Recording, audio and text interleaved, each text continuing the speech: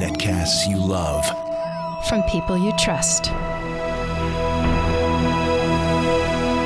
This is Twit.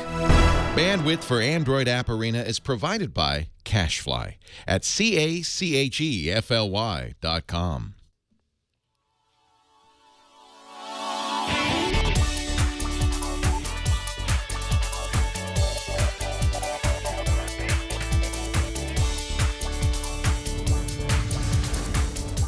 This is Android App Arena episode 29 for Wednesday, January 21st, 2015. Tools for musicians. This episode is brought to you by lynda.com. Invest in yourself for 2015. Lynda.com has thousands of courses to help you learn new tech, business, and creative skills. For a free 10-day trial, visit lynda.com/arena. That's lynda.com/arena. Hey everyone, and welcome to another episode of Android App Arena. I'm your host, Jason Howell. This week, I wanted to spend some time with a few apps that tailor to the creative side of my brain, personally. I've been a musician since I was a kid, and over the years, I've developed plenty of habits, adopted a ton of tools to help make songwriting just a bit easier.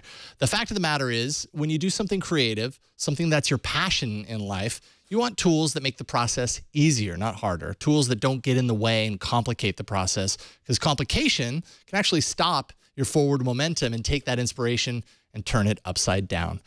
Complication can turn that moment from being inspired into, troubleshooting or something boring like that, and that's the worst.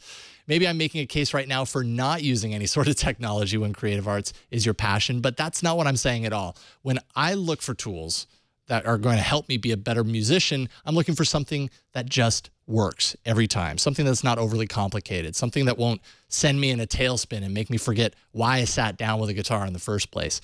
In today's show, I'm featuring 3 apps that I've found inspirational and above all else, useful in helping me translate my ideas into actual songs. So let's dig into today's roundup.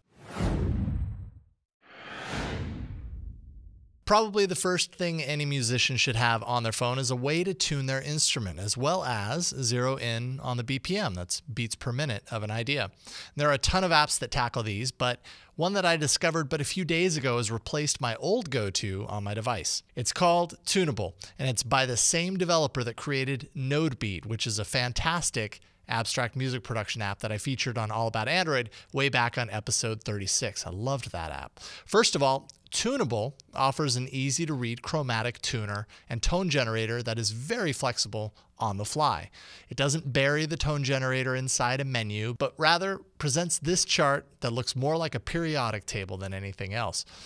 But the way it's laid out makes perfect sense. You tap any region to play the note that's shown, so you can tune your instrument to that note. If you want the note to stay active as you release, make sure that the sustain button is pressed. Now, circling around the table in either way brings you up or down in octaves, making it easy to quickly jump to the note that you need. And the tone generator is polyphonic, so you can actually press multiple notes at once to play around with different chords. There's also an assortment of different waveforms, so you can better pick a sound that works for the instrument that you're working with. Now, above the tone generator is the tuner that provides an active real-time graph that charts how on or off tune you are over time.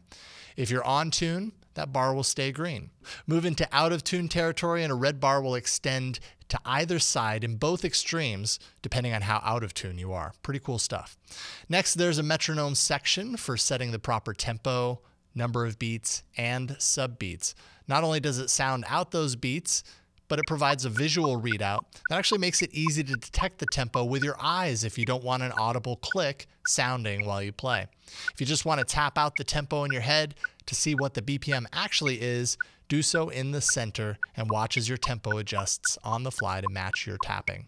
You'll also see below the metronome a number of named presets for various tempos. That actually makes it easy to pick a tempo based on feel rather than on a numerical value. And that's great for off-the-cuff selection as well. And finally, if inspiration strikes, go to the record section and use the mic on your phone to record a performance. Testing my recording with reverb. Don't forget to mute your metronome though, otherwise your awesome recording will have a loud click sounding throughout. And yes, there are plenty of settings to dial in that setting and more for the discerning musician. You can find Tunable for 99 cents in the Play Store. Next up is an app that is perfect for the budding guitarist. I know I've had my fair share of guitar tabs in my early days. Tabs, or tablatures, are a way of transcribing how a musician plays a particular piece of music. It's done in a way that makes it easy for beginning guitarists and seasoned pros to quickly glance and learn on their own instrument in little time. Then it's just a matter of, perfecting the part, which is no small feat, of course. In other words, it's sheet music for songs you know and love. When I was younger, you got these tabs in book or magazine form, but now, well, there's an app for that. Ultimate Guitar Tabs and Chords is a fully featured app that was actually listed as one of the best Android apps in 2014 by Google itself. It's the mobile version of the popular site ultimateguitar.com, and it's an incredible resource for tabs on old and new chart-topping songs alike. The app provides access to over 800,000 tabs covering acoustic guitar, electric guitar, and the ukulele. Thankfully, there's a search engine that helps you zero in on the song you're looking for, and there are usually multiple results for any given song with a rating by the community, so you don't waste your time on a bad tab. You can also check out the top 100 tabs section to find the most popular at any given time. There are daily editions that you can get notified about, and those include very current tracks, so you can show everyone how hip you really are. Go into full screen mode, and there you have controls on scroll speed so you can keep playing along as you get deeper into the song. Add a tab to your favorites and it'll be available when you're offline. Now, inside the app are a few in-app purchases that upgrade the functionality. Guitar Tools adds a fully featured tuner, metronome, and chord library to the mix. Tab Tools allows you to share your tabs with friends and print tabs out. And finally, Tab Pro. And this brings a number of game-changing features to the app, highly recommended. Things like the virtual guitar fretboard so you can see in real time how those chords are played. There's a broad collection of extra instrument and vocal tabs for supported songs. Sometimes the entire band is broken into tablature. Real-time song playback so you can actually hear the tab before you play it. And finally, the more than 200,000 interactive tabs actually scroll along with the tempo of the song automatically. And you can adjust things like speed of playback and even loop parts if you need practice to nail that lead break. Tab Pro definitely takes the app to the next level, and I highly recommend it. I bought the full upgrade package upon first launch for $9.99 inside the app, and they run deals all the time on the upgrade prices. And finally, it's all legit, because the content is licensed officially through the service. That's Ultimate Guitar Tabs and Chords, initially for $2.99, with a number of useful in-app upgrades inside the app. Find it in the Play Store now. Now, last but absolutely not least is one that you might not expect in an episode that focuses on music tools, because frankly, it's useful for so much more beyond just writing music. This just happens to be one major way that I use it, and it's made me a much more organized musician. Evernote is that note-taking app that everyone's probably heard of already. In fact, you may even use it already for its note-taking capabilities. One of the big reasons that Evernote is so awesome is that it's jam-packed full of functionality that becomes useful the more you commit to the service. And it's cross-platform and syncs automatically. So just to give you a sense of how I use Evernote specifically for my music writing. Often, in the middle of nowhere, suddenly an idea or inspiration strikes, a melody, a lyric, whatever it happens to be. I immediately launch Evernote and directly from the main screen hit that floating action button. There I'm presented with an assortment of ways to kick off a new note. Usually, I'm hitting that microphone. And what I do then is hum or sing that idea that's lodged in my brain. Yeah, it ends up sounding pretty bad. But what I'm trying to do is save enough information about that idea as possible so that later, when I'm in front of my production computer, I can recall my mindset when I made the recording. My one complaint is that the sound isn't recorded at a very high bit rate, but this is not for cataloging your favorite performances. This is a scratch pad after all. So now I have a note containing a recording, or two, or even three. Later in the day, as I stew on it, what do you know? There's a lyric that fits the music. So I can go back to that recording and add my lyrics to the note entry. This keeps everything organized inside one single note, making it easy to reference at a later date, and also makes sure that I know how the lyrics and audio recordings match each other in the grand vision. I've even gone so far as to add a tasks list inside a note when I'm preparing the track later, denoting changes that need to be made to the sound or instruments that could be added. And once I'm done, I check them off the list. The beauty of this method is that now, 2.5 years after starting to use Evernote in this way, I have 79 notes inside my Song Ideas notebook. That's 79 songs that I've saved bits and pieces to. So when I'm ready to get creative, it's as easy as jumping in and playing a few ideas at random until I find something that really grabs me. Now, this only scratches the surface of Evernote. You can create notes based on your handwriting, images. You can set reminders. You can even add tags to your notes for later reference. They actually just added a work chat function that allows for note collaboration, and that could be incredibly useful if you create music with other artists by sharing your song docs for collaborative lyric writing and idea sharing. Evernote is awesome, if not a bit overwhelming at first because it's so fully featured, but I love it and I use it daily. Check out Evernote for free with the option to pay monthly for more advanced features in the Play Store. Before I go on, Yellow Gold Everone is an album that I wrote almost entirely based around the functionality of Evernote. Everone, Evernote, maybe there's something there. Maybe that's not a coincidence. Tunable, fantastic tuner, and honestly, every guitarist should have a good tuner installed on their device because you just never know when you're going to need one.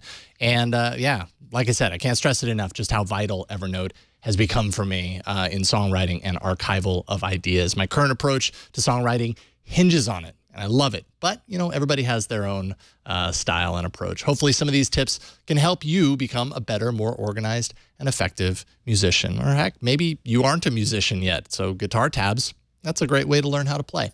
Now you too can play Freebird when your friends request it at parties. Okay, let's take a moment, thank the sponsor of today's episode, and that would be lynda.com. Kickstart your new year and challenge yourself to learn something new with a free 10-day trial to lynda.com. Lynda.com is used by millions of people around the world and has over 4,500, that's 4,500 courses on topics like web development, photography, visual design and business, as well as software training like Excel, WordPress, Photoshop. All of their courses are taught by experts, and new courses are added every week. What's your plan for 2015? Do you want to improve your job skills, to ask your boss for a raise, or make yourself more marketable to find a new job? Lynda.com has got you covered with courses on everything from the weekly office workshop series to an array of courses on Android development. Are you looking to explore a new hobby? If you're interested in music, you might be because you're watching this episode specifically. Some of the courses I recommend, you know, Audition, Adobe Audition, Creative Cloud Essential Training, the Foundations of Audio series, and Getting Started in the Business of Songwriting, which covers how to protect, sell, and promote your music. One of my personal favorites is a series with Larry Crane. He's the editor and founder of Tape Op Magazine and owner of Jackpot Studios. He goes into detail on how he records and mixes artists in his cutting edge recording studio. It's a fantastic video series. Do something good for yourself in 2015 and sign up for a free 10-day trial to lynda.com by visiting lynda.com/arena. With your membership, you'll get unlimited access to every course on lynda.com, including access on your Android and iOS devices, plus new courses as they're added each week. That's lynda.com/arena to try it free for 10 days. Go ahead. I challenge you to learn something new in 2015. There we go. Thank you, Linda. Now let's shift gears, literally, actually, and head on into the gas station with this week's Hot to Trot. The big app this week comes at a time that, quite frankly, I never thought I'd see again. Gas prices have dropped considerably in the past few months. We've all been reminded of what a trip to the gas station used to feel like. It's actually nice to pay less on gas, and today's app will hopefully ensure that you continue to do so, even when prices go up again, as I'm sure they will. Gas Buddy isn't new necessarily, but it's worth showing off now so you can continue to save going forward. Gas Buddy monitors gas prices around the country and allows you to narrow in on the best price that's closest to where you are. All you have to do is tap Find Gas Near Me, and Gas Buddy goes to work finding the best possible price near your location. You can sort by location, of course, if all you need is a gas station right now. It's pretty easy to see what the lowest price is nearest to you, but if you want to find the absolutely lowest price, sort by price. Doing so on my device shows me that the best price is actually 9 miles away at Costco for $2.49 per gallon. Excellent. I filled up our tank at Costco last weekend. Perks of being a member. Otherwise, 10.3 miles away is premium fuel at $2.55 per gallon versus paying $2.79 at the Shell station around the corner here at Twit. That's a pretty big difference if you're willing to make the drive. And yes, you can change your fuel grade as needed. Tapping into any station allows you to actually report the prices you see for other members and the last time an update was reported so you know that it's current. And of course, navigating to the station is easy from inside the map. I'm going to also add this Costco station as a favorite so I can easily monitor the gas prices there at any time without having to hunt for it. And finally, notifications round out functionality, keeping you on top of sudden gas price hikes so you can get out and fill up quick before it all goes to hell in a handbasket. Check out Gas Buddy for free in the Play Store now. Save yourself some money on that gas. I don't know. There you go. Very random last episode for today, but hey, it'll save you money. That's good, right? We love hearing from you, your ideas, your recommendations. I say it every week, but it's very helpful to me, and it helps me to create new content for the show. So continue doing so. Please send me your favorite apps, your new categories, whatever you have to arena@twit.tv. There's also a subreddit for the show. I post categories. I need to post a few more in there. Maybe I'll do that today, where I ask you to tell me which are your favorite apps inside those categories and why, and I'll feature a future episode around those. If you have ideas for great apps in those categories, head on over to androidapparena.reddit.com and share them with me. You can follow me on Google Plus for my random musings on Android, sometimes app-related, so there you go. I also host a live viewing party of each week's episode where I'll be on set to answer any questions you might have about the apps in the show or really anything Android. That happens every Wednesday at 4:30 p.m. Pacific following Tech News Tonight at live.twit.tv. And of course, if you missed the live taping, don't worry. Each week's episode will appear later that night on the site and in the feeds. All those details can be found at the show page. This is probably the one to remember, folks. It's twit.tv/arena.